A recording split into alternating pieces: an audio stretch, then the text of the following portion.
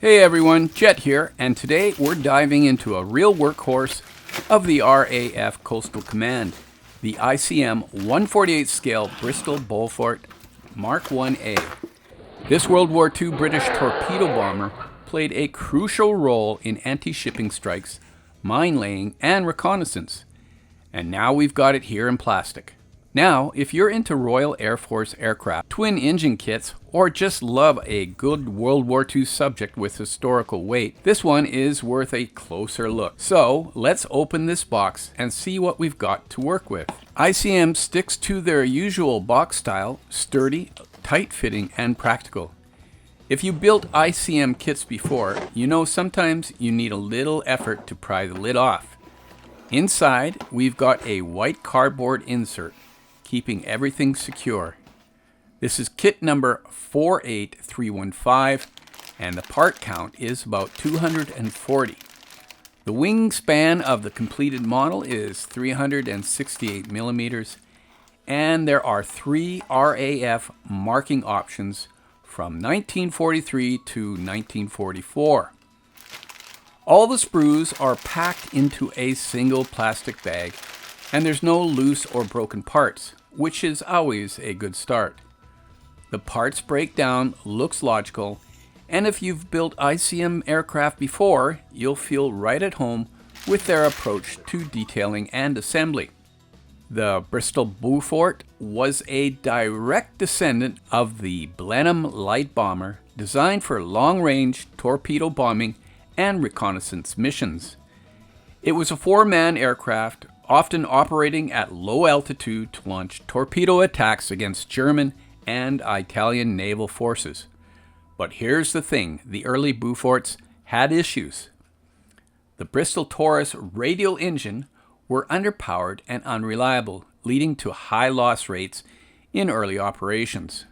Pilots had to fly dangerously low, around 50 feet above the water, to get an effective torpedo strike, leaving them vulnerable to anti-aircraft fire. Despite its shortcomings, RAF Coastal Command relied heavily on the Beaufort, and squadrons like No. 22, No. 42, and No. 86 carried out daring torpedo strikes in the Mediterranean and Atlantic.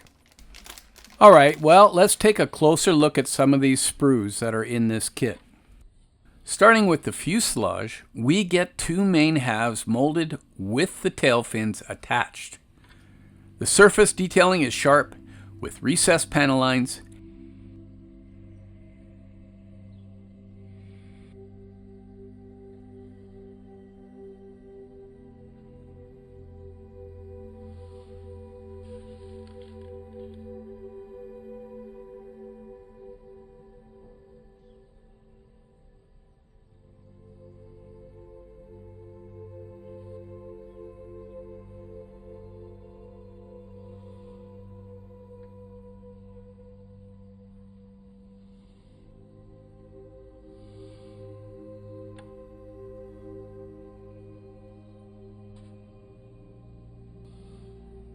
One thing I really appreciate is the internal detailing. If you look inside, you'll find a molded-in structural framework which gives a sense of the real aircraft's reinforced structure. However, since most of it will be hidden once assembled, unless you plan on cutting open panels, you might not see much of it. This is sprue C, and it has a lot of different parts. Some of it is for the cockpit, and some of it is for the engine nacelles.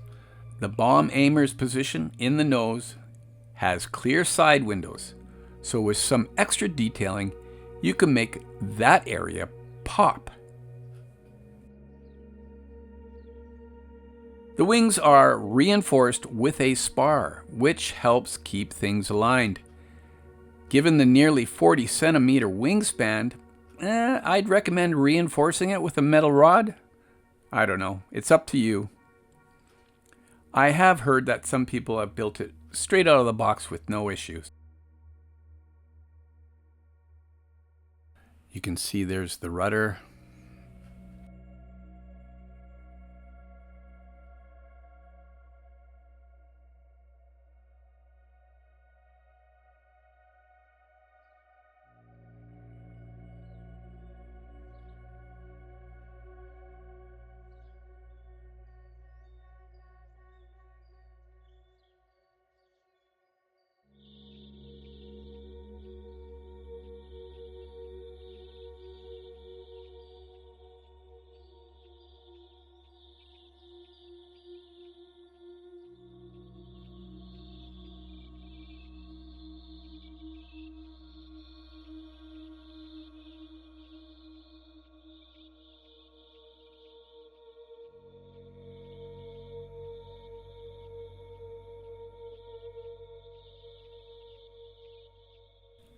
So this is sprue D, and it has the engine nacelles, also some of the elevator parts, as well as some of the cockpit details and the tail wheel. ICM has done a great job with cockpit detailing, giving us a well-molded instrument panel with decal dials, a detailed navigator bomb aimer station, realistically scaled seats and sidewall detail. One downside, no seat belts included. In 1/48 scale, they will be noticeable, so photo etch or scratch built belts would be a worthwhile addition. The cowlings, however, are split into two halves, meaning seam work will be necessary. One minor letdown, there's no option to display an open engine bay. So if you want to showcase the engine, you'll need to modify or scratch build some access panels.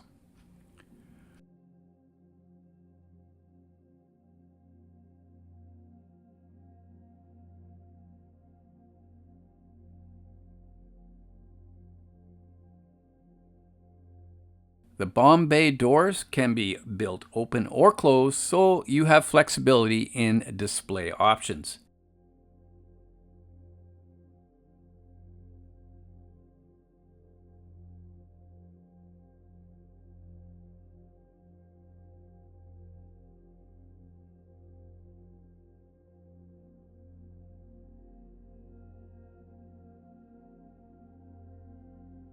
The tail wheel is molded as a single piece with its strut, which means you'll need to mask it carefully during painting.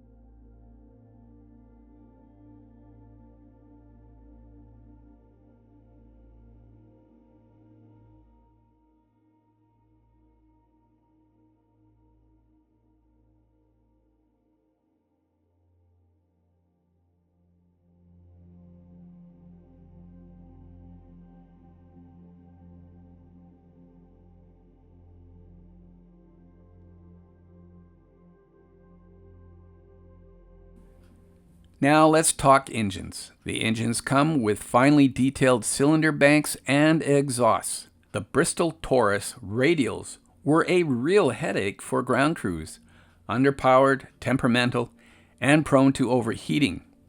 But in plastic form, they're nicely represented here.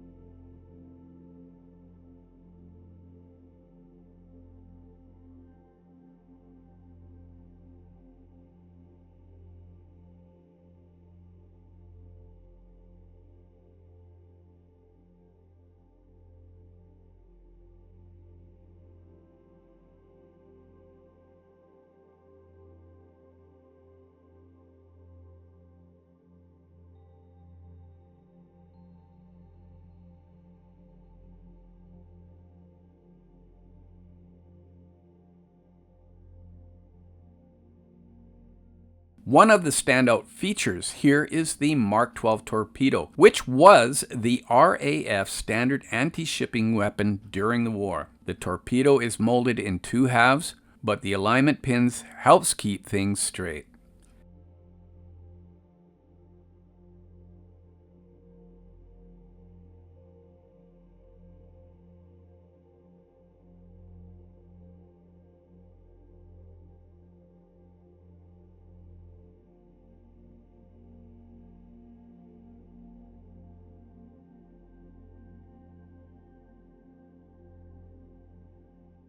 If you're going for realism, weathering the torpedo with salt streaks and oil washes would be a great touch.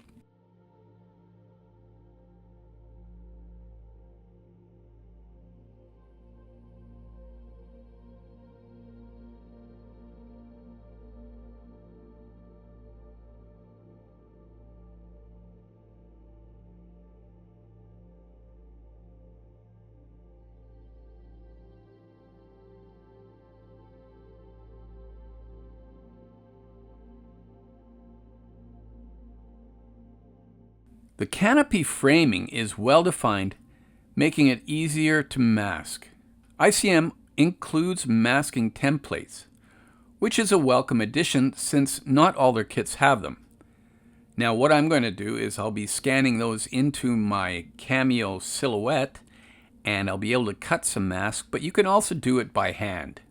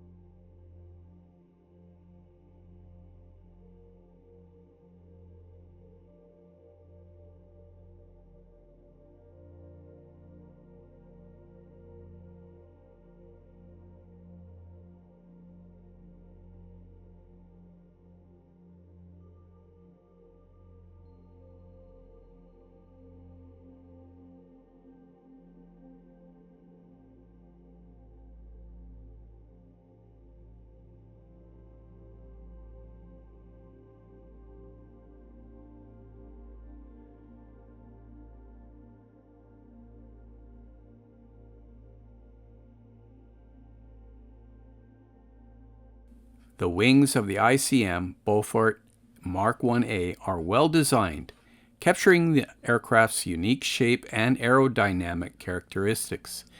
In terms of engineering, ICM has provided separate wing components, which will require careful alignment during assembly.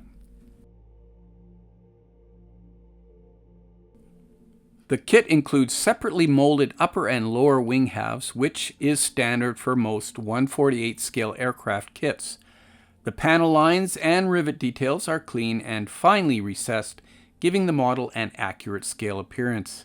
The leading edge shape is well captured, replicating the Beaufort's distinctive semi-elliptical wing design, which was aerodynamically refined for maritime strike operations.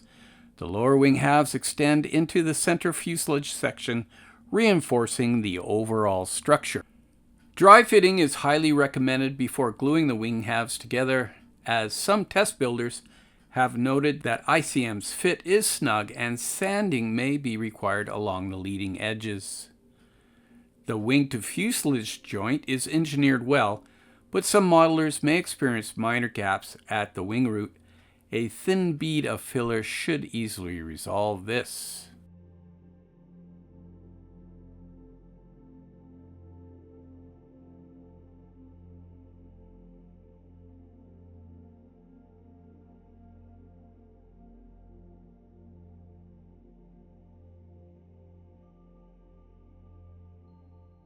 ICM provides a single decal sheet covering 3 historically significant Beaufort Mk.I aircraft.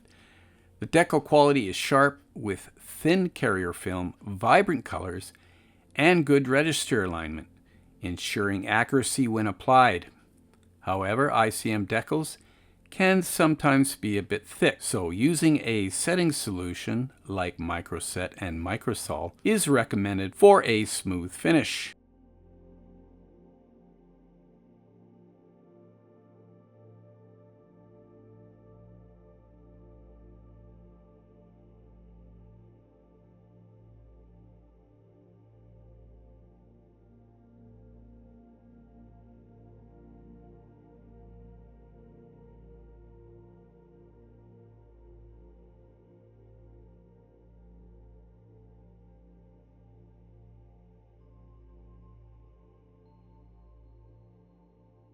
Let's take a closer look at the instruction booklet, which is a well-designed, roughly 8 by 12 inch guide. The cover features an artistic rendering that mirrors the box art, accompanied by a brief historical background and paint callouts for the model. Flipping to the next section, we find a detailed parts tree map spread across 3 pages. Each part clearly illustrated with corresponding numbers, making assembly straightforward.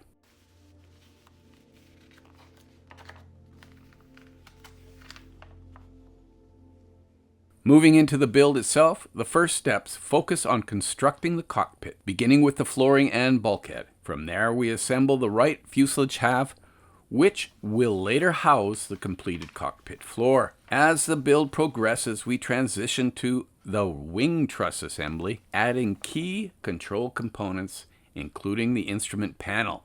Next, we integrate the cockpit into the right fuselage half before turning our attention to the pilot seat and additional details on the right fuselage half. By step 24, the fuselage halves come together, forming the core structure. Step 25 sees the windscreen installed, followed by additional glazing in step 28. Work on the wings begins here as well, particularly on the left wing and ailerons.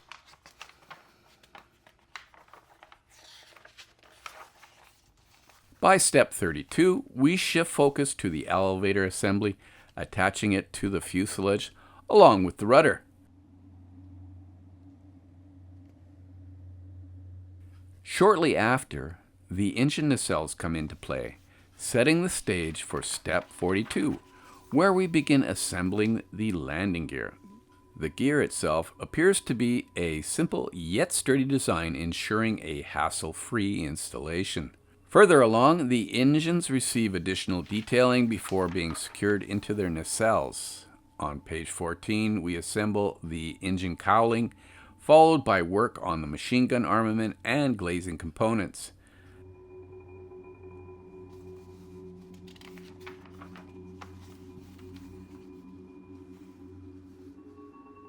The bomb bay doors are addressed next, along with an illustration depicting the torpedo and supplementary gun placements.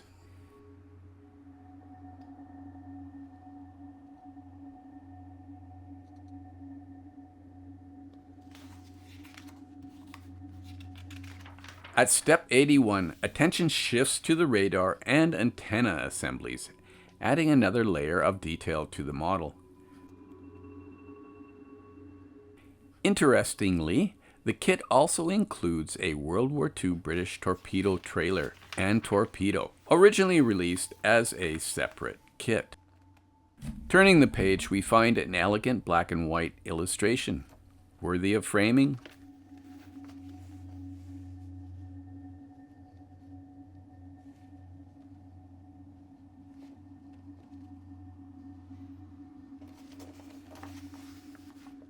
Next, a dedicated section provides mast templates with clear positioning diagrams to ensure accuracy. The final 3 pages showcase beautifully rendered full-color profile views, which I'll explore in greater detail.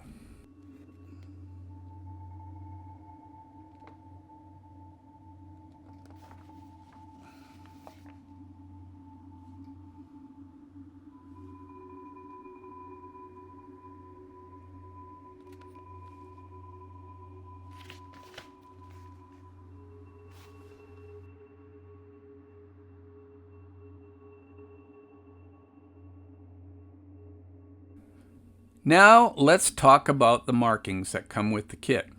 The kit offers 3 distinct marking options, each representing a unique aspect of the Beaufort service during World War II.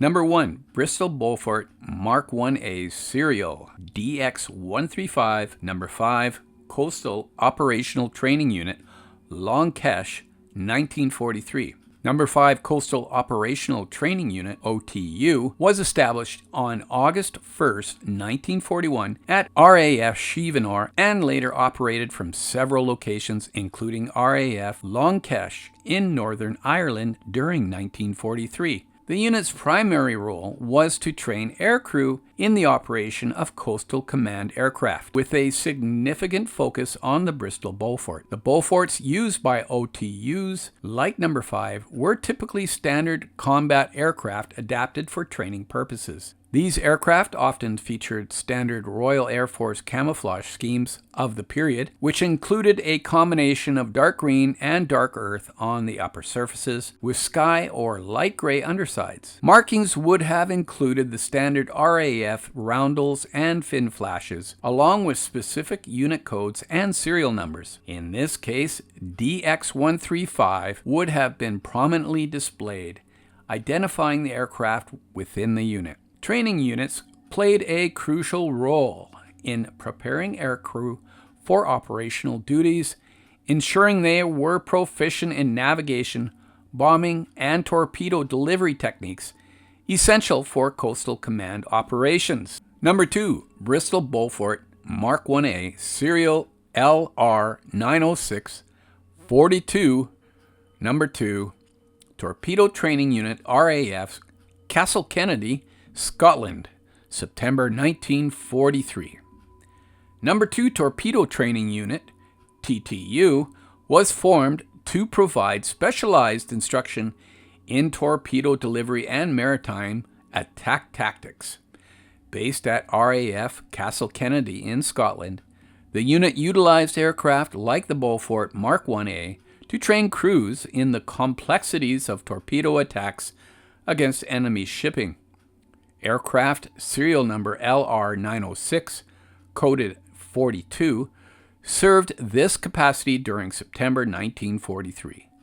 While specific photographs of LR906 are scarce, Beauforts in training units often bore standard camouflage schemes similar to their operational counterparts. The training at number 2 TTU was intensive, preparing crews for the demanding conditions of maritime warfare, including low-level flight and precise torpedo deployment. Number 3, Bristol Beaufort Mk.I serial DW816V, number 22 Squadron, Ceylon, April 1944. Number 22 Squadron RAF was actively engaged in anti-shipping operations during World War II. By April 1944, the squadron was based in Ceylon, now Sri Lanka, operating Beaufort Mk.I's like serial DW816, coded V. These aircraft were tasked with patrolling the Indian Ocean, targeting Japanese naval and merchant vessels to disrupt supply lines. The tropical environment posed challenges such as corrosion and wear,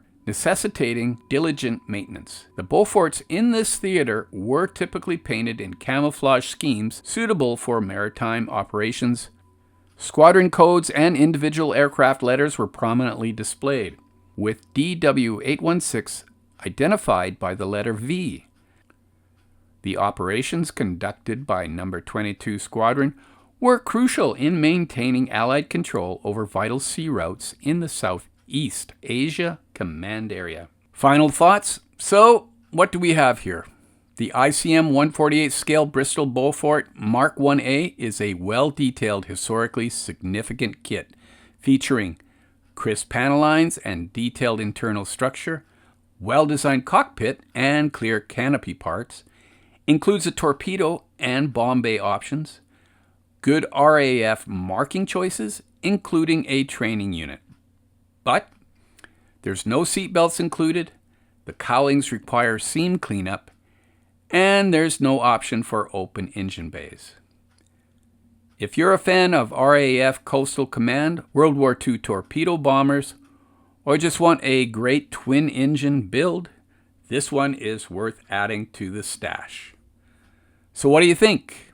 Are you planning to build this one? Let me know in the comments. In the meantime, and in between time, that's another edition of Jet Scale Models. You all come back now, you hear? Leader to formation. Target straight ahead. Deploy for attack. Attack, attack, attack.